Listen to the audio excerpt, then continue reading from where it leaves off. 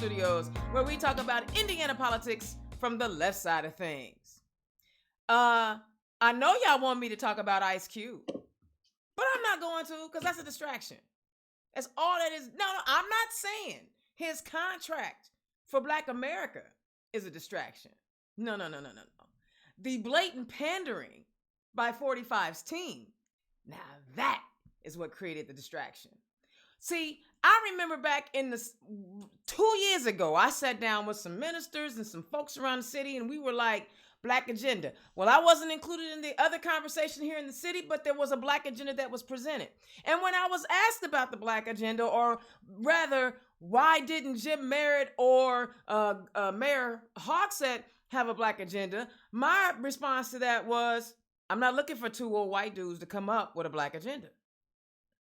I'm just not. I would like to be able to present them some ideas and allow them to implement them into their platform. Well, that's what ICE has done. ICE has created his version of a Black agenda. The issue isn't there is one thing, him telling people to withhold your vote. No, don't disenfranchise yourself, because the only way that you're going to ever implement any of the policies that you think you want in your agenda is to elect people who are like-minded or are closer to your goals, and that's how you get them into office, to create those policies to address your agenda. So no, don't not vote. But the real issue here was the fact that 45's team is playing y'all. He played himself. He got himself played by, allowing the Trump team to say, I'm down, blah, blah, blah, blah. And look, they're just trying to peel off Black voters. That's it. They're not, what in the last 3.5 years makes you think he's going to do anything different than he's done now? He's not, when it comes to our community. He's not. The tiki torture carrying anti-Semites were fine people to him. He told the Proud Boys to stand back and stand by. Sweeties, it's a pander. His goodwill and the things he wanted to go into and the things he wants to do and how he is addressing the needs in our community are fine. Everyone can take whatever path they want to do that. And I encourage more people to look at it. I just hate that he allowed himself to get played. All right. Today, if you're watching this show, that means you're on the internet. If you have not filled out your census form, open up another tab right now and go to census 2020.gov, 2020census.gov. I put the link in the comments section. Go there right now. It'll take you 3 minutes. You'll be done before I'm done with my rant. Please, please, please, please, please fill out your census form. If you want some money in our communities, you got to be counted, because cows and pigs can't vote. We vote. We need the money. So please just take 2 minutes, click over, open up another tab. See, I'm telling you to open another tab so you can still listen to the show. I'm just saying. All right, so here's my rant. COVID infections in the state of Indiana is up to 144,000. Dr. Boxer, the Indiana Health Commissioner, unfortunately, is one of them. The number, and that number has gone up 1,165. The number of deaths in the state of Indiana are 3,864. That's up 14.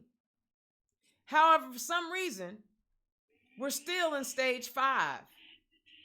We're still in stage 5. There's no mask mandate, and there's no new restrictions offered up by our elected official, also known as a governor. See, like I tell y'all, there's elected leaders and there's elected officials. He's an elected official. He's not an elected leader. Because if your homegirl, who you've been sitting with for the last 6 months, talking crazy with, has caught the infection, this thing is not under control. Now, I don't want businesses to shut down. I want people to live. I want to live. I want my high-risk blood thinner taken behind to be able to go out and have dinner whenever I want to, just like you do. But science cannot be ignored. And the only way that we're going to get back to what we need and live our lives the way we want to is to wear the dang mask and social distance. We'll get there. Don't tell me that masks don't work. There are other countries all over the world who implemented masks, and guess what? They don't have nearly the deaths that we have. We're up over 216,000 Americans dead. I'm just saying, I think Dr. Woody Myers, a physician, a scientist, might actually be able to lead us in a different direction. I'm tired. I am tired just like everybody else, but I want to keep living.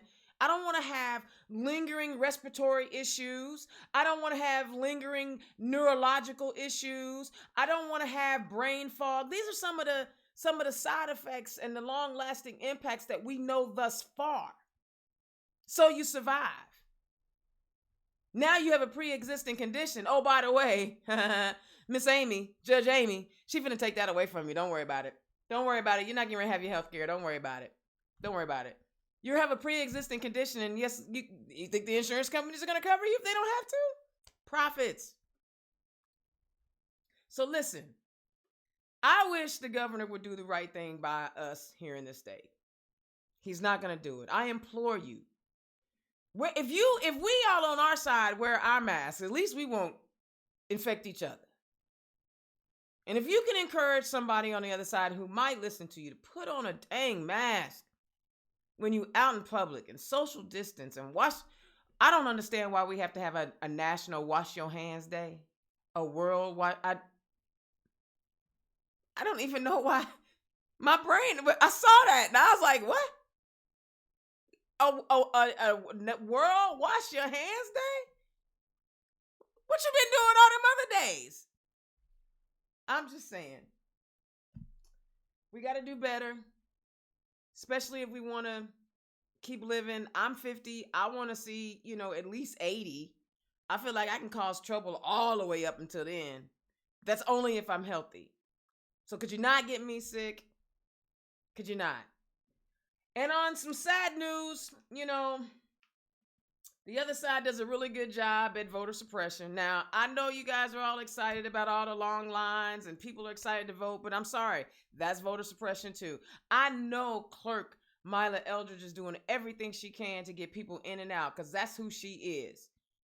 But the fact that we, only have 3 early vote centers, okay. I won't complain because, we didn't have any before. But at the same time, we could do better than this. In Texas, the courts just ruled that it was okay to only have 1 drop box per county. And some of those counties are as big as Rhode Island. Did you see out in California where the Republicans put fake boxes up? Fake boxes. Y'all, voter suppression doesn't happen on our side. We don't have dead people voting. We don't have folks that aren't documented or aren't citizens eligible to vote. That's not what we do on our side. But we keep seeing time after time after time again, they don't want us to vote. And they told us that years ago. When the voter turnout is high, it's bad for them. But here's the deal. If they would actually introduce some policies that are actually good for people, maybe people would vote for them. They wouldn't have to try to suppress the vote. And it's un-American. And it goes against everything we stand for to try to limit our vote. So I congratulate y'all standing in line for early voting. Those of you who got your absentee ballots, you got to get them in by noon, November the 3rd. We don't have the extended period. That was the whole point of that rant. I almost forgot it. Make sure you get those mailed back in. They must be in. They must be in by November 3rd. All right? Y'all. So first, I got to tell you, I love this time of year because this time of year, when we get closer to the election, I like to talk to our elected officials who are already in the state house and have and have been working on legislation so we could push them over the top and send them back to our state house. And unfortunately, Representative Terry Austin couldn't join us. She was having some family medical thing going on. So first, let's send some love and warmth to Representative Terry Austin so that she knows that she's got Democratic love coming her way. But my man, I mean, if you can't have Terry, can you tell me a better option than Representative Earl Harris out of District 2? Can you tell me a better option? No, you don't have one. You don't have one. So And y'all, can I get a warm turn left thank you and welcome to Representative Earl Harris out of District 2. Earl, welcome to the show. Thank you so much for having me, Dana. I'm glad to be here. I'm glad you're here. And me and this young lady, we've been dancing around for the last 6 months trying to get her on the show, but we finally got her. You know, I had a chance to meet we were trying to figure out where we met. We were actually both speakers up in Clinton County. You never know where Indiana's own is going to be, baby. Up in Clinton County, and she's a feisty one, y'all. Y'all, welcome to the show, Representative Chris Campbell out of District 26. Chris, welcome to the show. Thank you for having me. It's so nice to see you, Dana. It's always lovely to have a talk with you. Absolutely. All right, so Chris, we're gonna do ladies first. Tell the people who you are and where you come from. Well, okay. Are we going to start from when I was born? Go for it. I was actually born in Northwest Indiana. Almost straight north of where I am now. I was born in LaPorte, Indiana. I grew up there, and ended up at Purdue University, where I met my husband. We got married, and after we had our first child, we decided to come back to the area because we couldn't decide where to live, and we loved the community, and we loved being in Indiana. So we raised our kids in the Tippecanoe County area, and our kids went to school at the West Lafayette school system. So I have my husband Rob of 30 years, and my oldest is Ian. Finished his master's degree in computer science like his dad last I'm December. an IT chick, so I love that. Yeah. So, and both he and my husband are working at home, since they're both computer people. And my daughter Beth is out at Massachusetts in the first part of her senior year at Smith College. She would like to go into social work to serve, I think, her community like her mom. Go back to Purdue. I studied audiology and am an audiologist. I work in town. I mainly see patients that are dizzy, and try to figure out where that dizziness is coming from. I won't make any jokes. All right. Y'all have to forgive me. Well, what's really interesting is part of the test, I have to put air in their ear. So I get all kinds of jokes about, getting a refill, I have blonde patients that just say they're just another dizzy blonde, and I wasn't gonna do it. I wasn't gonna do it because today I'm okay. So tomorrow I don't want any bad karma juju coming my way. Yeah, but everybody has their dizzy stories. So. So was there something in your youth, something along the way that said, my community can be better served if I'm in the State House? That's interesting because I think it just happened to be the path that I was on that I didn't realize I was on. I'm always, I'm the person who organized the neighborhood garage sale and, actually just very involved in my community. I helped redesign a road. I'm just very involved in my kids' school while they were growing up. I really did not have any intention of running for office. I had been asked to run for city council. It's like, no, that's not me. So 2 years ago, I finally had decided, a township board seat, the absolute bottom of the bottom of positions that you could run for. And we'll see if that leads me to city council. We actually didn't have anybody running. We had somebody that was supposed to run for the state seat, but they had some personal issues that had just, kind of got delayed throughout into the summer, and finally they got to the point where, well, we need somebody to run. Mm-hmm. And I had no idea that my name had been put forward. So when I was called, I was very surprised. It was like, well, what about these people? They're like, somebody other than me. I really I knew I could run for office, but I really didn't think about actually that people would vote for me or anything like that.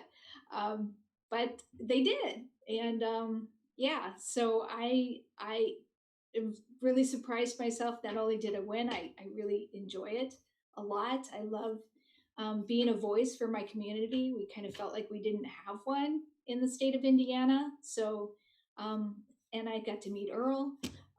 So and we were talking earlier about our caucus and how diverse it is, and it's just such a wonderful group of people. And we all want such very similar things for our communities and our state. So it's great to be surrounded by such loving, caring people that want to make Indiana a better place. I love So it. I I enjoyed a love lot. it. Representative Earl Harris, young Yes. man, go ahead and tell people who you are and where you come from. Well, I am Earl Harris Jr., State Rep for House District 2 in Northwest Indiana. Born and raised here in East Chicago.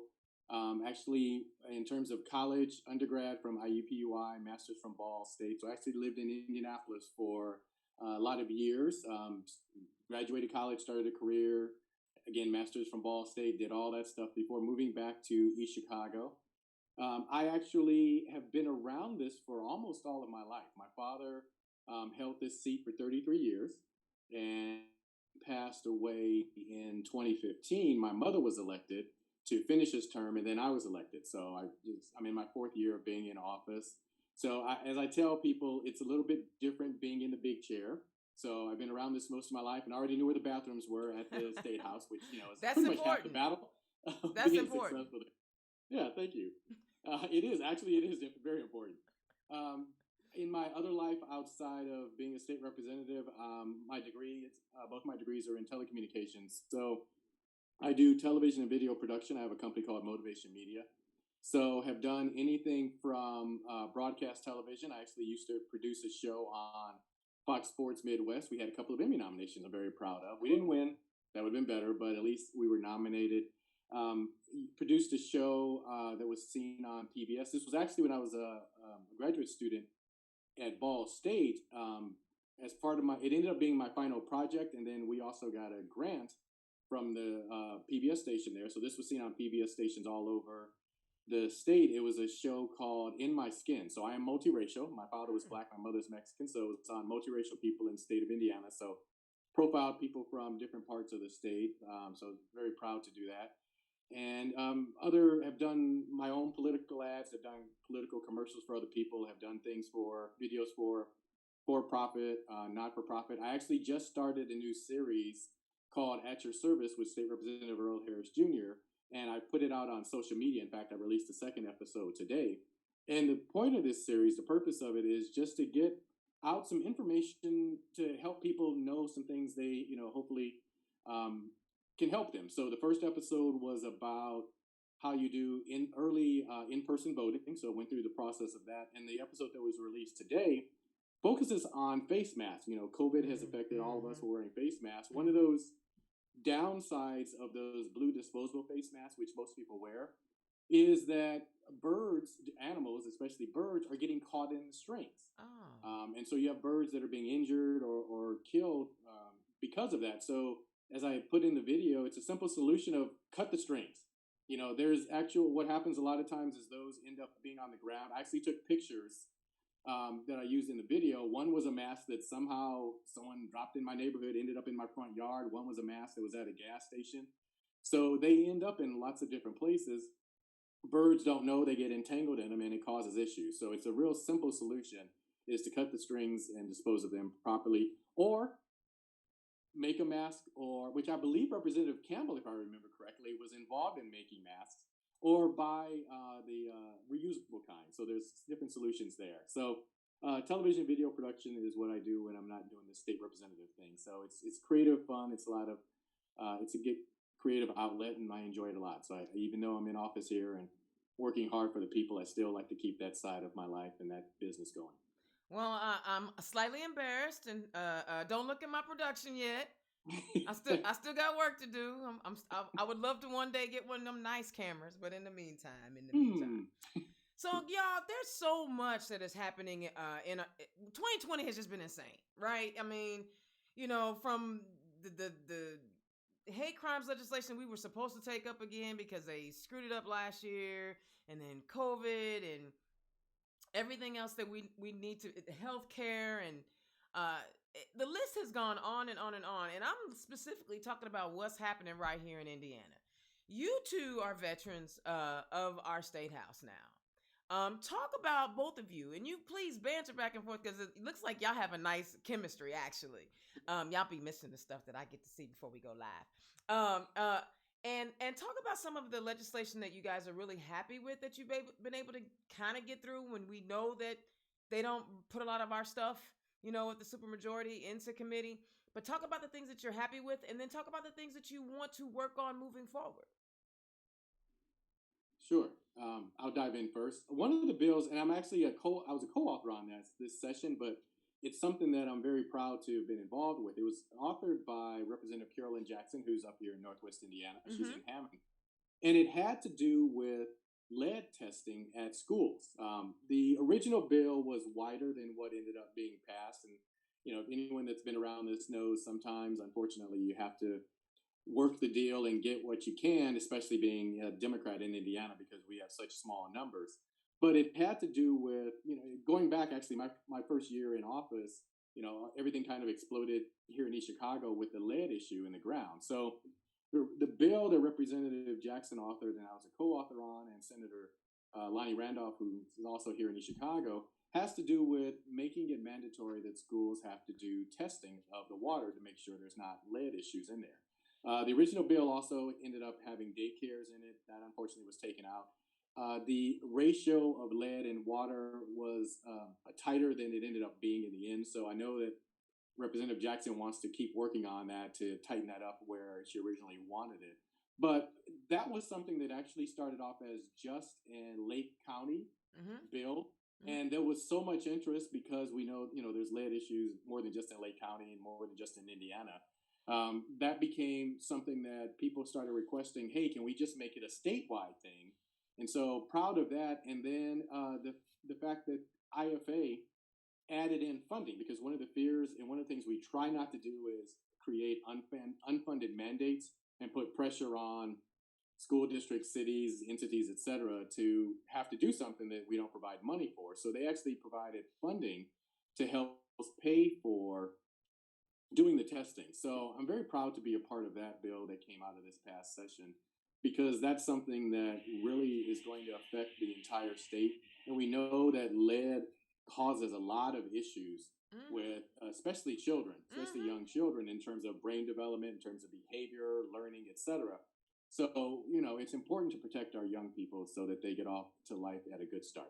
Absolutely. And I don't mean to jump in, Chris, because I want you in there, but I tell it's that issue actually changed how I ran as a candidate. At first, when I first started out, I was the angry lesbian over RIFRA, right? I was mad about that because I was in Brian Bosma's district and he was the puppet master on that one. And then by the time you start learning about the issues that are happening throughout the state, and hearing about the 3-year-old little girl with the high lead levels from the soil, not necessarily from the water, but from the soil, it literally changed me from an angry lesbian to an angry Hoosier. Because it's like, wait a second, why are we not, protecting our children when it comes to lead? And then everybody was so upset about Flint. And it was like, you ain't got to go to Flint to find a problem. It's right here. But Chris, go ahead and jump in. That's one of those issues that are just. I know. Just get us started. I think that's the thing, though, is we're working on a lot of legislation, and it was really great that a freshman legislator was able to get a bill heard and through, and it was very exciting to have somebody from our caucus do that. So I was really excited. There's only been a couple of us that, and not including myself, that have gotten a bill, heard and through. So I think one of the big things is that, in the super minority, we've really had to learn how to create relationships from across the aisle, and figure out how to influence legislation that's going through, figure out how to get our own bills through. So one of the things that, just, there's many things, and my bills are getting higher and higher, and none of them got a hearing, so the list gets higher. So one of my big bills was, to get universal screens for cytomegalovirus, universal infant testing, newborn testing, because okay, cytomegalovirus is yeah. a virus that happens 1 in 200 births, and actually is the leading infectious cause of birth defects in babies born. And this is not tested. So I was very excited about this bill. I got a Republican legislator to co-author with me. I got Dr. Rita Fleming and the minority ranking chair to co-author with me, and I thought, this is a no-brainer. This almost occurs more than any other thing that we test newborns on. I mean, but I couldn't even get the chair of the committee to talk to me about the bill. So next year, I've asked Dr. Barrett to author the bill, and I will be co-authoring the bill. So we'll hopefully see some movement on that bill. But it's like you've got to build these relationships, and I learned that if something's on a bill, the best time to do anything about it is to try to talk to the authors while it's in committee. I was able to do that when a local, our area plan commission had pointed out some building issues with one of the bills. So we were able to change some of the language before it got out of committee. So it's just, there's a lot of little ins and outs that you learn, and making all these relationships, and trying to, influence things that, your name may not be associated with it. Maybe nobody will ever necessarily know that you did it, but these are important things that need to happen in our state. And it's rewarding to see it go through, and it's rewarding to know that things can change, but it's learning to work with what you have. Now, I can't even pronounce the name of the thing that you're screening for, so I know it's CMV for short. Okay, CMV, and it actually occurs more often in African American, births. So see, of course. Okay, so here's the point that I was about to make. It's like, this is the pro-life. The as soon as there's inception, there's a life, but you don't want to give it the support that it needs to come out and be a full healthy. I can't even ask you what their argument was against the bill, because you're saying he wouldn't even talk about the bill. She wouldn't give me a meeting. That's even, yeah. See, that's why I'm on this side, because y'all gotta have the some level of decorum. This shouldn't be political. No, but it is, because, and the reason why it is. See, I also heard so I had a couple of other, and I've had Robin, Tanya, and Cherish, and a whole bunch of other folk on, and one of the things that they said that they do is they'll take y'all's bill and not do anything with it this year, and then slap their name on it next year. That's basically what I'm doing. It's like, I mean, it's almost like they don't want to give credit to us, so that I don't know. How do y'all deal with that? How does your personalities allow you to do that? What it ultimately comes down to, which is what Chris is doing with the bill she talked about, it ultimately comes down to what's best for the people of Indiana.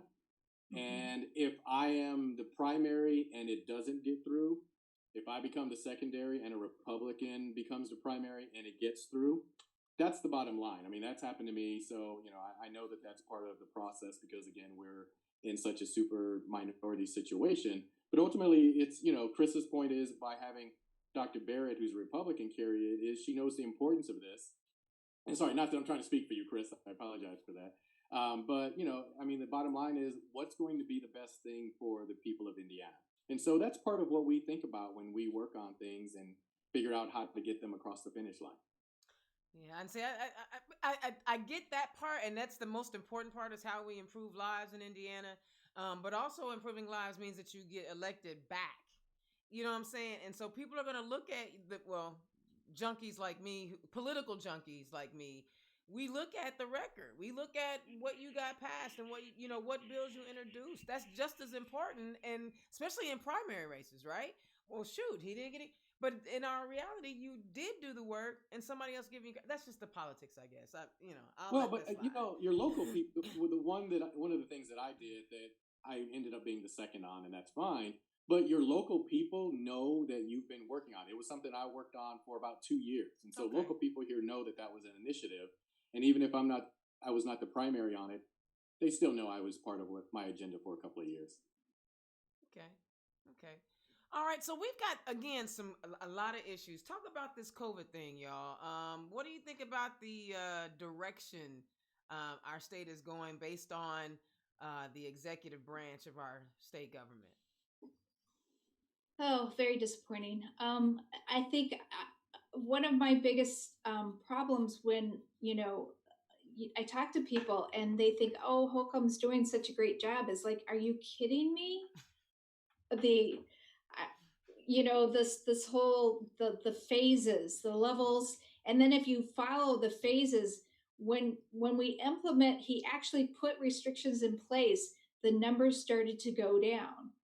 But as mask mandates were put in place that weren't there prior, so that you saw the numbers start to decline, and you saw them, and as it opened up, the cases increased, and then we got to this level 4.5, which was basically still 4, but we're moving forward because it's called 4.5, not 3.5. But we still, and now we're in 5, which still has this mask mandate, but still a lot of the restrictions of 4. But we're going to call it 5 because we don't want to look like we're going backwards or slowing down. We're just, and meanwhile the numbers are going up, and I'm just so frustrated because I'm every time I go somewhere, I'm so frustrated that people don't understand that the mask works, that the mask would help. But people are, they've got it below their nose. Does it not occur to you that when you get tested, they swab your nose because that's where the virus is the highest? So if you're not covering your nose, you're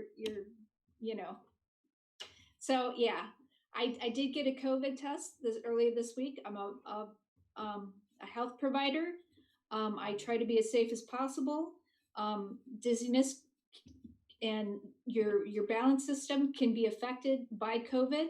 So I don't know if I'm seeing a patient that has had COVID and now has damage to their balance system. But I'm seeing them far enough that I think that they're probably not infectious, and I'm still extremely careful. I've got, talk about being uncomfortable. I've got a mask on. I've got a face shield. I've got a gown in case they throw up on me. I've got gloves. That's why I went into IT and not healthcare. That right there. You just see my body just convulsed all at one time. Okay, sorry. And I am right next to the patient. I mean, to look into their ear, I actually have to be, in there. I'm touching them, I'm moving them, I'm, right there. So, the mask is steaming up. I get a hot flash. I'm that age, and it can be really uncomfortable. So don't tell me you're uncomfortable with that mask. Right, exactly. I'll show you uncomfortable. Well, and I would like to say I commend all of our medical people like Rep. Campbell that are really sacrificing and putting their lives on the line on Honey. a daily basis. And not only the physical danger, but I'm sure you could talk about the emotional and mental pain of, being in the position you are. And you also have to go home, which means you have family. I mean, you have a husband and kids, and so children. And so there's always that additional fear of what you may take with you, that you don't want to take home from, your medical experience. And, it's unfortunate that pretty much from the beginning, COVID has been political, and that has put lives at risk. And, you jump to where we are now with 5 is, and I know it was part of a conversation yesterday, one of these, non in the actual real world, over the computer things. And we were talking about how the move to 5, for a lot of people, it meant, oh, we're safe. No. And, even Dr. Box put something out, about how, well, no, that doesn't mean you stop wearing masks. It doesn't mean you stop doing social distancing. But a lot of people, there are people we know that already don't believe it's real and it's a real danger, even though over 200,000 people have lost their lives. But they, now that it's gone to 5, they think all of a sudden it's clear. And what's happening is people are doing things that they should not do, and our numbers are on the rise. And then, you look at what's going on here in Northwest Indiana, and you look at Illinois and what they've done in terms of a ban, or the restrictions that go into place Friday on, going back and forth. So it's added to it, and we get a lot of people here in Northwest Indiana from Illinois, the Chicago area, that come over to Indiana on a regular basis because they come over to do their grocery shopping. They come over to buy gas. They come over to shop for things they need. I mean, I've been at the hardware store, and I've seen people pull in with Illinois plates because everything costs less over here. So we not only do we have our local and people, but we also have a mix of people coming from the other across the state line that adds to it. So, the hope is people will one day here figure out the reality of the dangers of this, but it's not.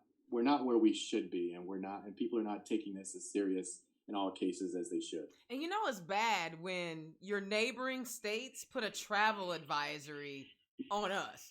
Illinois and Ohio both have travel advisories about, listen, y'all really shouldn't go to Indiana. That's really not. And we don't want you to go there either. We don't. It's like they don't want us in their states either. No, they don't. They're like, please don't come. And it's just, and I struggle with this because it's like, y'all don't even want to believe science. And that's what, and that's why I call him an elected official versus an elected leader, because a leader says, whoa, let me take a look at this and let me do what's right for my people. And if you recall, I know you guys recall, he put the mask mandate out there. Vice President Pence comes to town, and then all of a sudden the mask mandate is gone. Do what you want to do. Really? I'm going to say it one more time. I ain't mad at people that have 2 jobs, but I really got a problem with Mike Pence being the vice president and the governor of the state of Indiana at the same time. You can't run 2 places. Well, apparently he can.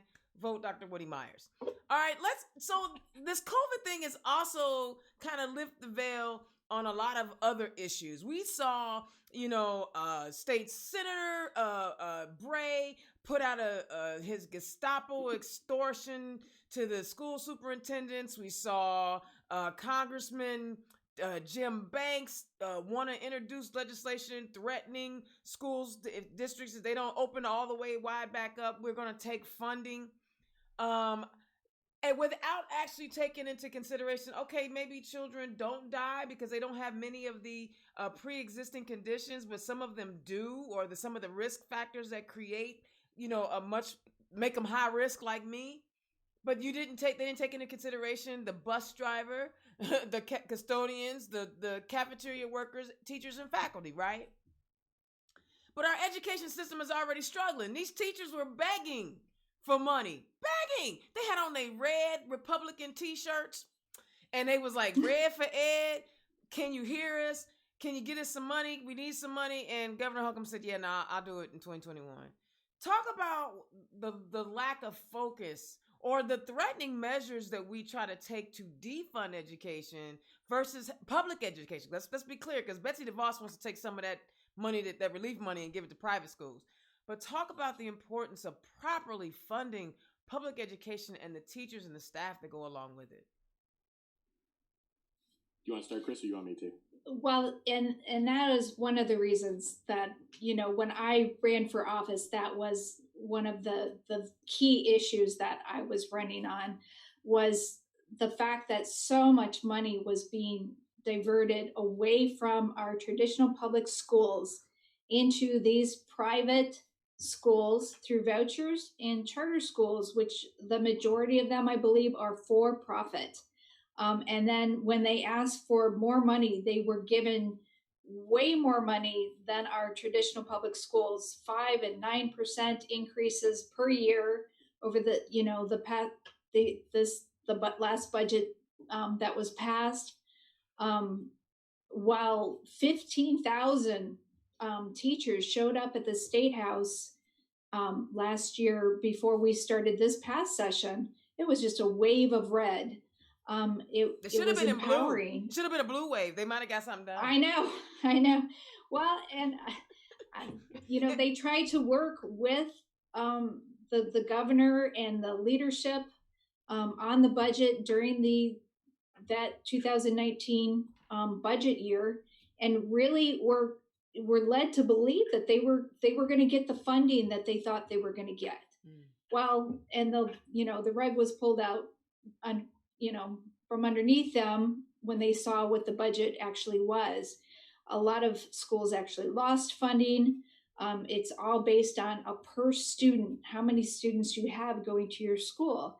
If you're losing students, you still have to pay for that roof that's leaking, or, pay the rent, or pay the utilities, pay we still need a math teacher and science teachers and everything else, no matter how many kids you have in that school. So diverting the money when we're, in 2009, when $300 million was diverted away from schools, 2011, when we started adding charter schools, we weren't funding the traditional public schools that we had. We couldn't afford to pay for the schools that we had. Yet our state decided to take on funding everybody else, bringing in charter schools that were making profits off of our tax dollars, and then diverting just tons of money away to these private schools. It's very frustrating. As my heart goes out to the teachers. We are the lowest at increasing teacher pay since 2001. And that includes Puerto Rico, which is not considered a state. So it's not a state. So we're 51st in terms of teacher pay raises in the country. I say, if we owe it to our kids to educate our kids in our state. What kind of future are we preparing our state for if we're not going to educate our own children? So it's been frustrating to see that, and I'm very concerned because Holcomb and the speaker at of the House next year was the person maybe Houston was the Amy's gonna beat him. Amy's gonna beat him. I'm sorry. Yes. Yeah. Well, yeah. I mean, he's the one that did the budget, and their priorities are for charters and vouchers, not our schools. And what's so bad about Houston? What's so bad about it is he lives in Hamilton County.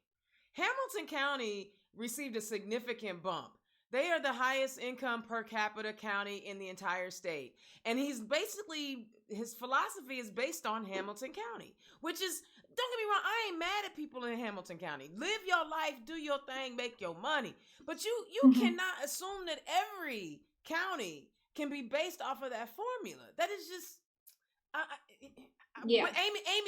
Amy Rivera Cole, we're going to put some coal in his holiday stocking, and we're going to, he's not, I'm telling you, Amy going to flip that seat. Amy's flipping that seat. Yay. Jump in there, Earl, on this education train. So I worked in public education for a long time, so education is huge with me. It's a big thing. It's been part of my agenda from the beginning. I'm very transparent on that. And, we've seen a lot of damage done. The city of Gary, which my district includes part of Gary, we know what's going on there. There are more charter school students in Gary than there are public schools students. And then the school district has been taken over by a company that is making money off of the students and running it. So, we really have to look at what's happening, how it's happening.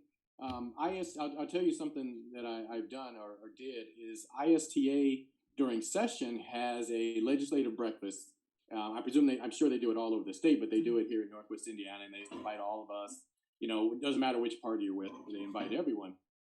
And they always ask us to speak, and then they ask questions of the reps and senators that show up.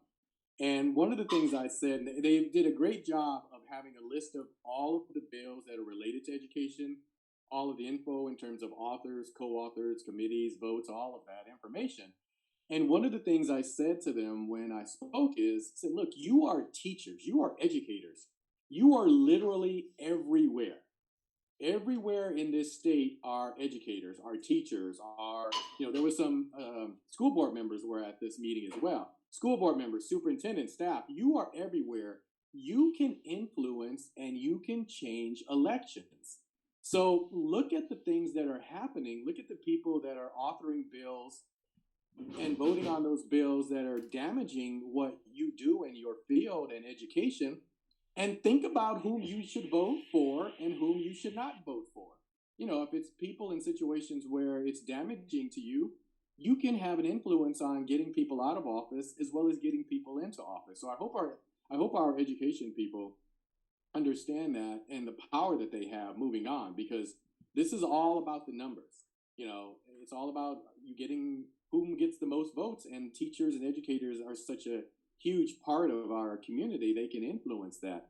And it also is parents getting involved as well and saying, hey, here's, this is affecting my children. This is affecting how they get an education, what kind of education they receive. We have school districts that are having referendums that they're putting on the ballot, not because, okay, we want to add this thing, but because they need it to survive, because they need it in sense of having programs that they're going to be able to keep, having teachers that they will be able to keep, and not having to make those hard decisions of what gets cut.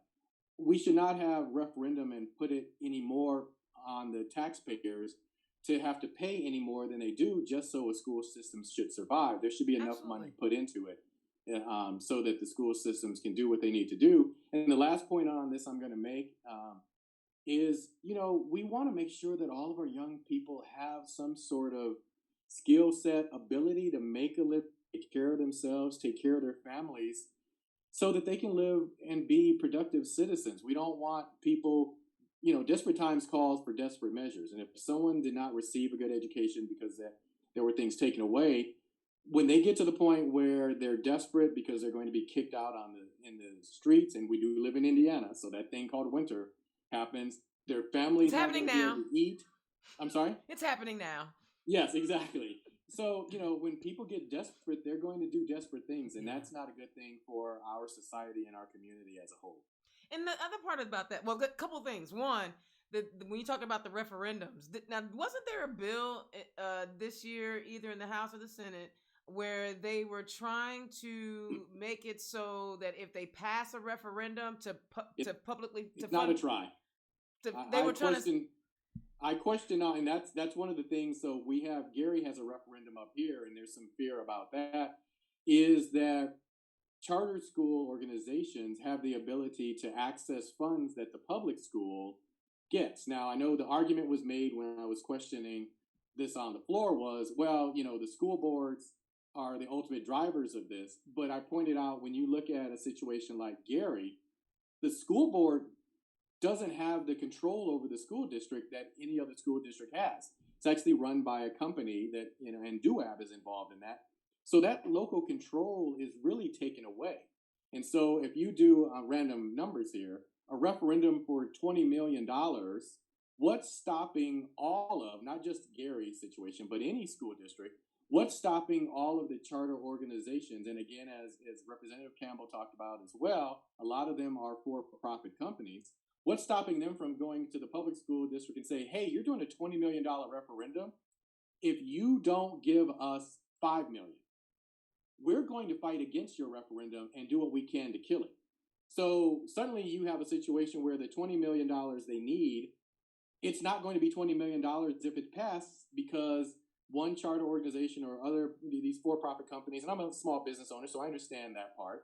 But if they start chopping up the 20 million, there's nothing stopping it that it ends up that the public school district gets 5 million total, because the rest of the money has been chopped up amongst others that threatened to fight against it. So it was a bad piece of legislation. It was an unfortunate thing that passed. It did pass. I remember that. And but Earl, here's the thing though, bruh. There's a difference between being a small business owner and then soliciting your revenue, meaning that you have customers that come in and they decide to spend their post-tax dollars on whatever service that you offer. Same thing with you, Doc. You know what I'm saying? It's another thing to use my public tax dollars that is supposed to be earmarked for schools to educate the future of Indiana, and then some of it ends up in a somebody's pocket on Wall Street because they're for profit too. So basically, and it was Sean Denny, who was a councilman over in Lawrence, school board over in Lawrence, Indiana, who explained it to me so I could understand it. Right? It's not that it's about school choice. You always had a choice. It's whether or not you could afford your choice before. But public monies are for public money. They're for public schools. The thing of it is you take those public dollars and you give them to for-profit organizations. They take in their profit margin off the top. And everybody else is getting what's left. Instead of all of the money going to the student, some of the money is going into a mutual fund or in somebody's pocket. And that's the part that I don't understand why we aren't more angry and upset about every dollar. I don't have kids, but I contribute to this thing, and I want all of my tax dollars, every single penny of it, to go to educating the kids. So when I'm old and I'm in one of these assisted living places, they read my medication right. You know what I'm saying? Or whatever. You know what I'm saying? It's just it annoys me to no end, and we could probably talk about this all day, but I think it's important that we get you guys' take on the education thing. But the other thing about COVID was when we were stuck at home, we have an infrastructure problem. Now we talked about water and lead a minute ago, right? And we always are talking about roads and bridges. But when are we going to treat high-speed internet like a utility, y'all? Mm-hmm. Yeah, there were pictures of kids sitting outside of McDonald's because that's where they could get online. And we know that a lot of our rural districts are having bad issues with lack of high-speed access. And if you're talking about education at home, you need access or your kids are going to be even further behind in the mix. And so, there was a lot of things, we could talk about this for hours. There's a lot of things that COVID really shine a light on, and you're right, infrastructure and high speed is one of those things. Chris? Ditto. Yes, definitely a problem. I agree. We put $100 million a year into expanding. And I think we need 6 billion or something. It was, a really large number to make sure that there was access across the state. And we're just slowly, incrementally doing that step by step. And that is one of the questions that I will send out on a questionnaire is, should we be putting these tax dollars to expand broadband to our rural communities? And I do get mixed results, but it's like I think people forget that there was a time when everybody didn't have telephones, so didn't have electricity. Definitely this is something that every home should be able to have at this point. It's a necessity. It is a utility. It's I tell you, one of the things that drives me crazy is when I go to I used to work for the Marion County Surveyor, and so she would allow me to go to a lot of like the county summits, county, commissioner, whatever the county electeds are doing. She would let me go and sit in, and they would have these breakout sessions, and I'd always go sit in the rural area because I'm from the city. I get an idea what metropolitan areas are like. I don't know everything, but I have a good sense. I don't know anything about rural America, right, or rural Indiana. So I would always go into their breakout sessions, and they would lay out a litany of issues that are happening in their rural areas. And I'm like, are y'all even talking to your state representative? Why? So I can never understand why they continue to support people who are not supporting them. Talk to the people in these rural communities about how great we are as Democrats. That was kind of funny because one day the Future Farmers of America came and there wasn't anybody from my community there, so I just started talking to these kids and we were talking about money for schools and all kinds of things and small businesses. But most of our farmers are small business owners. Mm-hmm. The money that gets that comes from our state that ends up helping our communities are for those large farmers. These are things that we're working on in our caucus and trying to help those small business owners, those small farm owners, the access to education. I don't care if your area doesn't have a charter school or a voucher.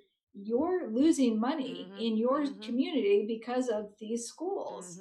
Mm-hmm. Mm-hmm. And we're fighting for those things. So these kids were a little surprised. It's like, wow, this isn't what my parents or my community tells me about Democrats.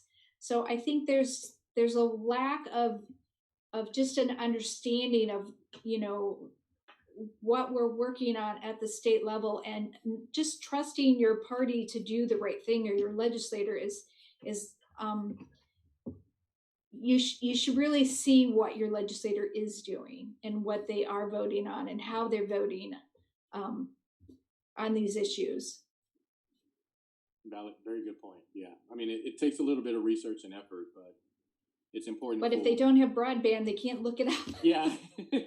Well, there's actually I had gone to a pancake breakfast in the corner of my county, and I didn't have cell phone access or anything. You couldn't use your cell phone at all.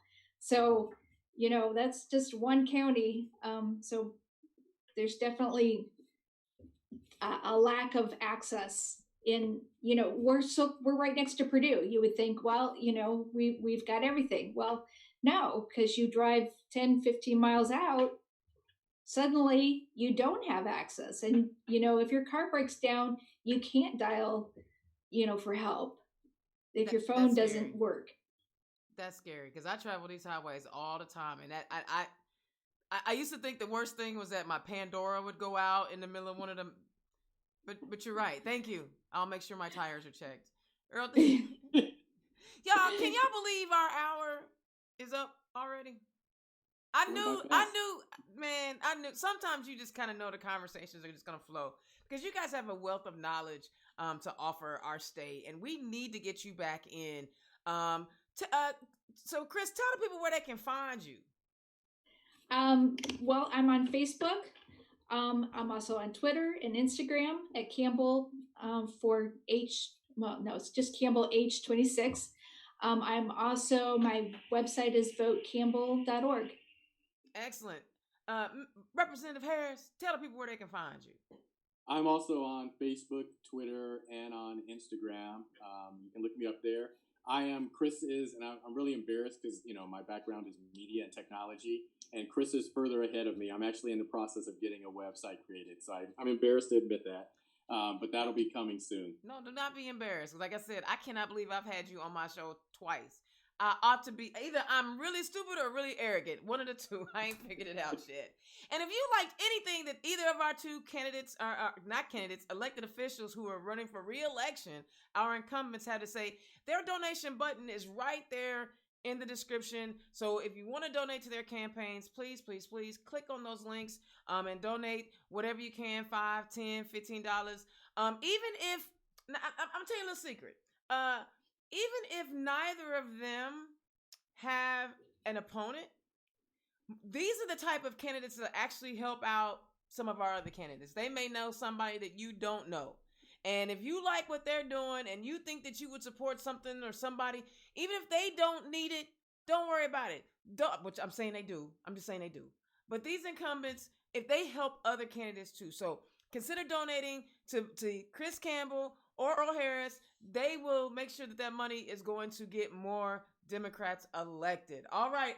Final thought for tonight. I want to leave y'all with this.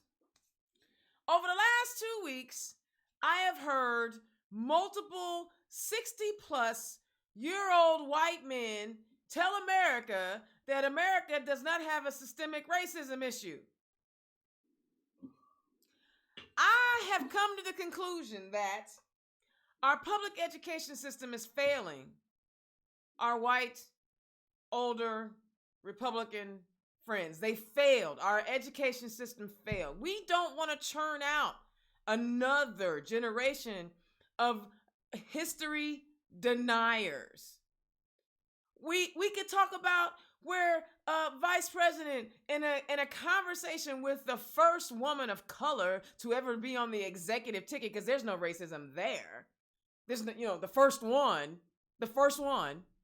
in over 200 years, 250 years almost. There's no racism there. That there's no systemic racism. You heard Lindsey Graham ask the judge the other day, do you want to go back to the good old days of segregation? And then you had another fella from Louisiana. I can't think of his name because he's slipping my mind. I always think he looks like a cartoon character, but I shouldn't say that but that's just how my brain processed him. He wanted to say that America doesn't have a race problem. There's no systemic racism. If you've ever heard of redlining, that's a system that was in place to disenfranchise people of color. That's a system. You may want to pretend like the system of slavery wasn't a system, but it was. You may want to pretend like the system of trying to, Europeanize Native Americans while simultaneously committing genocide is not a system, but it was a system. They had schools set up. To take Native American children away from their homes after they stuck them on reservations to what they say they wanted to kill the Indian in them. Y'all gonna tell me that's not a system? And I feel like, we lost a whole generation of white male Republicans that didn't get to open up a history book that had the truth in it. Now, even though these folks are much more wealthy than we are, and they have access to tutors and Google, which is free, they choose to live in a bubble that says that there's no systemic racism. Now, I know a lot of you all will write this off as a bunch of old white dudes saying a bunch of crazy stuff. But here's the problem with those old white dudes saying those crazy things. They write policy. And if we are trying to change the direction and move our country forward and be more inclusive, we can't continue to elect people who do not believe that there's a real problem and that we need to address it. See, Alcoholics Anonymous, and all of the support groups, you have to acknowledge the problem before we can begin to fix it. And if we continue to listen, and listen, this is the part that kills me. As they're saying these things, they believe that they are a standard bearer of American history. They believe honorably what they're saying while they're trying to deny health care, while they don't want to deal with mass incarceration or the undereducation of our economically struggling communities. And I'm not even going to say that's just black people because, I did it all, only black people are poor is an annoyance to me. And to act like, we don't have the opportunities too. But here's the deal. They don't want to learn our history, fine. It is incumbent upon us to teach the next generation about our history, because if we don't know where we come from, we don't know where we're going, and we're going to do the same stupid stuff that we've been doing. Now, I know there are a lot of y'all talking about, well, the Democrats, they not doing nothing for black people. Well, first of all, I find that rather offensive because I'm in the Democratic Party and I'm a black person and I'm trying to do everything I can for black people. So say some Democrats and don't say all Democrats, because you're suggesting people like Maxine Waters ain't doing stuff for black people. You trying to say people like Andre Carson ain't trying to do something for black people. You trying to say that? Get out of here with that. And forget the people. You can look at the people all you want, and I'm going to say it over and over and over and over again. Look at the party's platforms. What is their agenda? You may feel like you can go have a beer with Tom Cotton because he seemed like a nice dude. Interesting, his last name is Cotton. You may want to go hang out with Tom Cotton and have a beer. But this guy is going to write legislation that harms you. And gay folk, don't even let me come with you. They specifically stated in their platform, listen, we want to overturn Obergefell. We believe that marriage is only between one man and one woman. Now, I know Democrats are not perfect. Our Democratic Party is not perfect because you know what? It's made of a bunch of humans, and there's no such thing as a perfect human. But our policies are designed to empower people and give them the best opportunity they can to be the best they can be. We're not going to allow people, we are working hard to not allow people to take advantage of you or discount you or put you in a situation where you cannot be successful. Look at the policies and find the people who closely align with you. You're not going to find, Chris, I got a question for you. You said you was married 30 years, right? Do you and your 30-year husband agree on everything? Oh, absolutely not. No. So if you think you're going to find a perfect candidate that aligns with you, then you're doing the wrong thing. Because there are over 360 million Americans in this nation, and everybody ain't going to be in lockstep with each other. So find the one that's closest to you, and that's who you vote for. Stop voting against your interests. Why would a union person continue to vote for an organization that wants to bust up unions? Why do teachers continue to vote for an organization that is willing to cut teacher pay or not properly funded? I don't understand this. Why do gay people vote for an organization that is saying you are a second-class citizen even though we take your tax dollars just the same? You can be angry all you want. And the great thing about this government is that it's a citizen government. So you have every right to be involved in it. So if you don't like something or you don't like the direction of it, you can either join a party, create a party, run for office, do whatever you want to do. Because this is our government. And we have the ability to change it and change the direction. And we have 19 days to do that, I think. 19 days? Nod your head if I'm right. Yeah. 19 days to make this happen. Don't get caught up on look at the policies. Look at what they stand for. And find out if what they stand for aligns with you. If you down with the what is it, the Proud Boys, but I ain't gonna lie. I heard Proud Boys, I saw Rainbow. Who knew, right? Find people that closely align with you, and that's who you vote for. All right, I'm done. I'm upset. I get a little unnerved when people talk about, well, Democrats don't care about black people. So you saying black Democrats don't care about black people? That's insulting. All right, Indiana's own Dana Black, turn left. We have a couple more shows before the election. Next week, it's all about the districts that I live in. Yes, I'm doing it like that. I have Senator Gene Breaux and Representative Greg Porter coming on next week because they represent me. And the final Thursday before the election, we got our Lieutenant Governor for a whole hour. Linda Lawson, we will talk to her the Thursday before the election. So y'all, tune in, stay tuned. We got a whole bunch of stuff coming for you so that you can get yourself ready and prepared to vote. Early voting is underway. Take a snack, take a lawn chair, do what you gotta do. I can't come hang out with you. I'm high risk. But do your thing. Keep voting. I will holler at y'all next week. Peace.